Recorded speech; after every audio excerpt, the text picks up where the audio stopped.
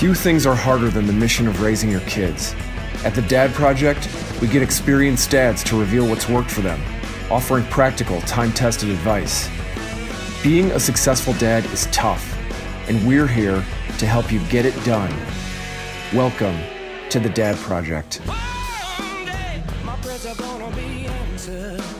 In this episode of the Dad Project, Jim Tierney talks about coming up with a specific, concrete plan to form children in virtue. Jim is co-founder of the Dad Project. He and his wife have 9 children. At the Dad Project, we talk a lot about virtues, and I want to ask you to stop and think for a moment about what you believe virtues are. How would you define them? The Greek philosopher Aristotle said that virtues are the mean state between extremes of excess and deficiency. So put another way, they are qualities that we should value in ourselves and in others that lie between corresponding faults and vices. So, for example, courage is the virtue, the happy median between the excess of recklessness and the deficiency of cowardice. In modern parlance, we could call virtues good habits. Okay, so why are they important? Well, think again for a moment about some of the problems we face in our society today. Most of them, if not all of them, are linked to a vice, an extreme of one form or another. So maybe greed, or envy, or pride, or lust. And this list of problems that are all around us, everywhere we look, can feel really overwhelming, especially as a dad of young kids who has to think about how he's going to shepherd kids in this environment. Well, to pump you up to face this situation, I'm going to share a well-known quote from Marine Lieutenant General Chesty Puller, perhaps the greatest Marine who ever lived. And as I said in an earlier talk, I am a Marine Corps veteran, and the topic of virtues gets me excited to use military quotes and analogies because I think there are just a lot of parallels between the military life and the life of virtue. Okay, so at the Battle of the Chosin Reservoir in the Korean War, Chesty Puller said to his troops, in order to bolster their spirits, "We're surrounded. That simplifies our problem." Okay, so rather than curse this darkness that surrounds us, all these societal problems, these vices that weigh on us so heavily, make us afraid for the future of our children, we can attack in all directions. We're surrounded. That simplifies our problem. So to attack, rather than curse the darkness, let's light a candle. In order to light the candle, I think we need a plan. And that's what this talk is about today, how to come up with a plan to raise children of virtue. I have another military quote for you on the need for a plan. And really, I'm just getting started on the military quotes because, again, I think that the hardship and self-sacrifice required both in military life and the life of virtue is something that we can relate to. So this quote is from the current U.S. Secretary of Defense, James Mattis, who was a Marine Corps general before becoming the Secretary of Defense. Now, I'm going to ask you to suspend your shock in response to this quote and let me make the point about why I picked it. So when Mattis was a commanding general in a combat zone, when new troops were checking into the theater, he would give them a brief as often as he can, personally do it himself, in order to orient them to the things that they needed to be aware of in order to stay safe. And so he said to the troops, be polite, be professional, but have a plan to kill everyone you meet. Okay, Jim, where are you going with this? Now, if you've done some research on Mattis, I think it's pretty clear that he's not a warmonger, and he has a widespread reputation for being very studious, very measured, and level-headed as a leader.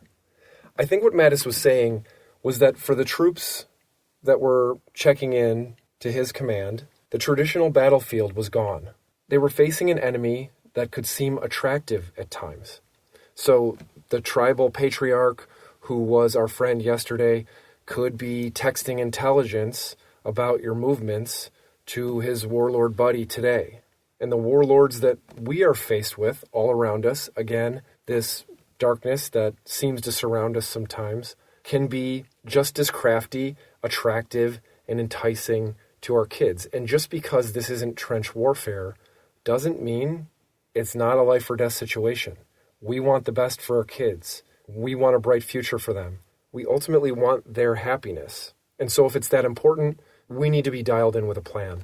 As it relates to raising children of virtue, I think a plan can help, first of all, inoculate kids against the challenges and evil that they might face. I'm not talking about shielding them completely from evil. Sure, we do that for reasons of protecting their innocence until a certain age, but this inoculation, in my view, is more about helping them deal with challenges and evil when they face it. And secondly, a plan can help us equip them to be better citizens and change the world for the better. And it's more than equipping them for life in the sense that we really focus on their education, we make it to their sporting events, we help get them into a good college, help them get a sports scholarship. Here's what I think it's really about. Marine General Robert Barrow, Commandant of the United States Marine Corps in the late 1970s and early 1980s said, "Success in battle is not a function of how many show up, but who they are." So if we were to ask ourselves if we want our kids to show up to win, it might seem like a rhetorical question, but there's real work to be done if we intend to do more as dads than just get them into college. So let me throw out a few of my own high-level ideas about how you get started thinking about a plan. Thucydides, in his History of the Peloponnesian War, said, "Superiority lies with him who is reared in the severest school." Okay, now I'm not saying that you should run your house like boot camp, but I do suggest that your house be a place where virtue is expected. This is the first place to start, with expectations. Make sure that virtue is celebrated in your house, that it's modeled by each of us, that it's taught in lesson form, that it's reinforced with our own strong will as dads. And as I've said before, all this can be done, and should be done, with a lot of love and warmth and affection. So let's start with ourselves by being the most virtuous, loving, affectionate, affirming, magnanimous husbands that we can be. Let me suggest something else that I think is foundational: not spoiling our kids. This is hard to do in a world where so many goods and services are cheap and easy to obtain. But I think that as dads, we need to make sure that our kids don't possess the object of their every whim. One way to do this in our family, and I know it doesn't work for everybody, but in our family, it has worked well to have a lot of kids. This is something that a wise advisor to me once told me, that it's hard to spoil kids if you have a lot of them. And I've got to say, it certainly has played out to be true in our house. I made the point in an earlier talk that I think that chores are really important. Look, kids are instinctively selfish, and they need to be civilized. Chores teach the value of work and service to others, and I really recommend starting young. Here's another approach that I think helps: cultivating a spirit of detachment and poverty. There's a wise adage that says, "He has most who needs least."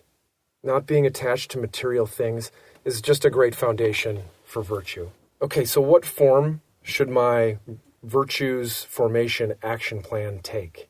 Well, I'm going to suggest a couple of possible formats from my professional life and business. You could call them execution models or strategic plan formats. One you could go with is goal, action, and measurement. So we set a goal, we call out what the action necessary to achieve that goal would be, or the series of actions necessary to achieve that goal. And then how are we going to measure it to know whether we accomplished that goal or not? Another format is who does what by when. So this calls out by name the person who owns this task. In the case of dads forming their kids in virtue, just a hint, it's always us, the dad. And what specifically are we going to do? I'm not talking about some vague aspiration. I'm talking about concrete actions that we can take and then we can measure later on. And by when are we going to accomplish these things so that we can hold ourselves accountable to a timeline? All right, so an example of how this might play out. Let's say my goal is that I am going to lead a family that is committed to formation and virtues. Just a very high-level goal. What are the actions that I'm going to take? Well, one action I could take is I'm going to make a particular virtue, such as honesty or courage or generosity, the the topic of our family dinner conversation every night. It doesn't have to be the only thing we talk about, but we're going to allocate some portion of the time to that particular virtue. And this activity could go in many different directions. We could have one of the children lead the discussion, tell us what they think the virtue means. We could have an older child share a story that illustrates how someone lived this virtue or fell short of living this virtue. We could tell a story from our workday about how we saw the importance of such and such virtue play out in real life. Maybe mom wants to acknowledge one of the kids for really being exemplary in a particular virtue. Okay, so in this example, we've defined a very specific action or set of actions that are going to lead to the accomplishment of the goal. The measurement, I think it's a great habit to check in at the end of every day on what did I do well today, what did I not do well today, and what are the resolutions I'm going to make for tomorrow. So we could check in on our goal and action. How well did I live my commitment to forming my children in virtue today? Did I take the actions that I committed to? So did we have our dinner table conversation? How did it go? Was I a good facilitator? Did I miss opportunities? And what am I going to do better tomorrow if there's anything that I need to do better? If we're serious about raising children who are going to make the world a better place, I really think we need to take a professional approach and be serious about it.